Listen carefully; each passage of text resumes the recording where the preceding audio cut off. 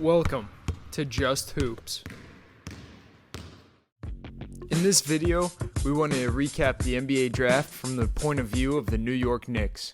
The Knicks went into the draft with a couple goals, and here's Coach Tibbs talking about them during the NBA Combine.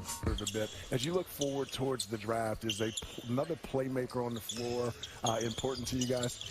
Yeah, and it's something that we talked about going into the season. Obviously, we wanted to build our foundation, starting with our defense, and then, of course, adding to our shooting and our offense. And we're always looking to add that shooting. And it's not only the shooting, the three, but it's going off the dribble as well. And also adding continuing to add defensive players. So it's an all-around game. We know to have success in the playoffs, you have to be strong on both sides of the ball. So that's what we're striving towards. Let's see how the Knicks addressed the first goal Coach Tibbs brought up, shooting. Quentin Grimes could definitely add spacing for the Knicks. He was an incredible shooter at Houston last year, shooting just under 40% from deep. His size and length, along with his athleticism, make him really hard to guard on the perimeter and contest his jumper with how high he elevates.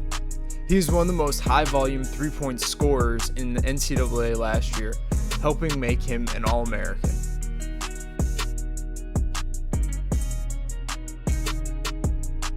Miles McBride is another player that could add spacing to the Knicks offense. He shot 41% from deep last year for the Mountaineers, being a threat from deep, both in spot-up and off-the-dribble situations. He had a knack for creating space and knocking down shots over bigger, taller, more lengthy defenders, which will be vital at the next level. McBride showed an ability to be a lethal scorer from all three levels last year. His ability to score in that third level, though, will be vital for the Knicks this coming season. Next, let's talk about how the Knicks addressed the second goal Coach Tibbs brought up, defense. Grimes was a really solid defender last year for Houston on a really defensive-minded team. He's really solid at moving laterally. He's good at using that size and athleticism to affect plays both inside and out. He has a solid feel for the game and does well anticipating what's going to happen next, allowing him to make plays on this side of the floor. He showed potential to have versatility on this end of the floor, both picking up guards from half court, full court, getting up in them, being physical and aggressive on the perimeter like that, and also by guarding fours and threes that'll post up and try to get paint and slash. His defensive flexibility can be huge for the Knicks next season. Miles McBride is extremely exciting to watch at this end of the floor. He may be a little undersized, but he makes up for it with heart and effort. He's a dog on defense. He's not afraid to get physical, be low, get up and under the ball, make them uncomfortable. He's never out of the play, always making an extra effort, whether it's on the glass. He averaged just over 4 rebounds a game, made it hard in passing lanes, being really active. He was a product of Press Virginia's defensive culture. A lot of these clips are full possessions defensively, just because you can see that every possession, he makes multiple efforts to make a disruption for the offense. He'll fly around in the gap, stab at the ball, recover, close out, get up under, make the ball uncomfortable, make them give it up, make them shoot a tough shot.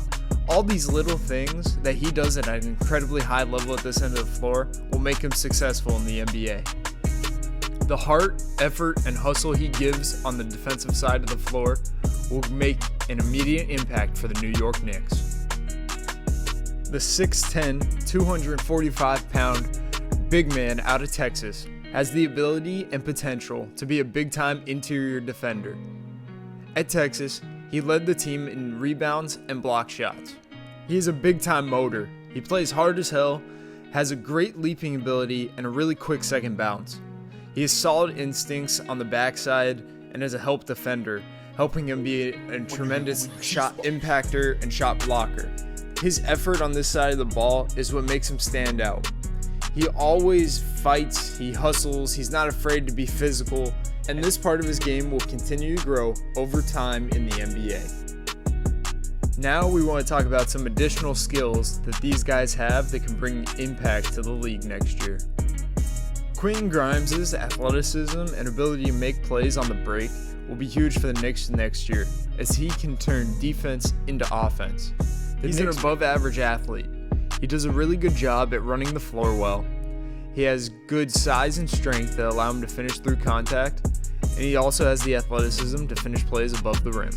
The Knicks being that tough, stout defense, and his ability to finish plays in transition, along with shooting the ball, could be a marriage made in heaven. As we brought up earlier, McBride was a 3-level scorer at West Virginia last year. He shot 43% from the field, along with 41% from deep. His ability to create his own shot was one of the best in the Big 12 last year, if not the country. He had a great mid-range pull-up, loved getting to the elbows. He had a quick first step. He was a capable ball handler to get by guys. He was also very physical around the rim when finishing. He was able to score in a variety of ways, making him one of the hardest to guard in the country. McBride was also a really good playmaker for his teammates. He was a skilled passer, able to deliver the ball on time and on target with either hand. He had good IQ to understand and make the simple plays. His solid handle allowed him to get in the paint and also push in transition to find the open guy. He was a great lead guard and did a phenomenal job at making the simple and smart plays time and time again.